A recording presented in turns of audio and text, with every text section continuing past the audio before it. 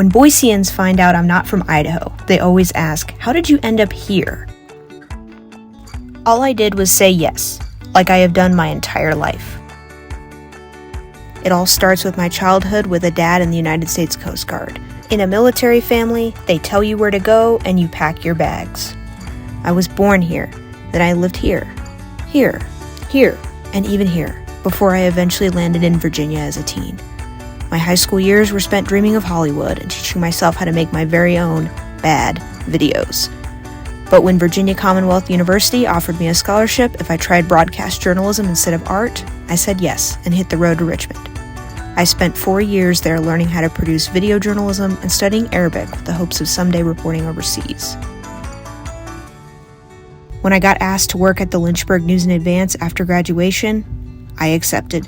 It's a small city on the edge of Virginia's Blue Ridge Mountains that frequently hits the national spotlight due to Liberty University. A lot of people thought I was a little crazy for taking the job, but it felt right, and I said yes. Almost 2 years later, I got the call asking if I would come to work for the Idaho Press in their new Boise bureau. And just like before, a lot of people thought I was a little off the deep end, but I packed up my car and drove across the country with my brother as my co-pilot.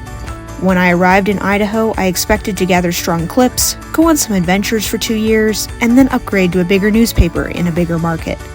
But everything changed when COVID-19 hit. On one hand, my desire to say yes pulled me to stay in Idaho longer than I planned to help cover the pandemic. But I was also growing increasingly frustrated with the pressures of corporate media and journalism in general. On my long walks around the neighborhood, I thought about leaving the industry for good. I laid in bed a lot, and I cried a lot, like many other people.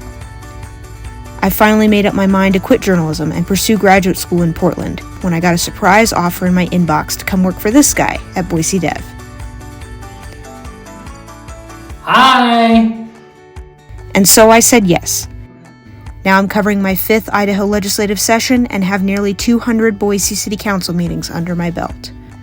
Every day I'm growing, and I'm so glad I said yes to Idaho, even if it's the farthest thing from what I planned. Thanks for continuing to say yes to me.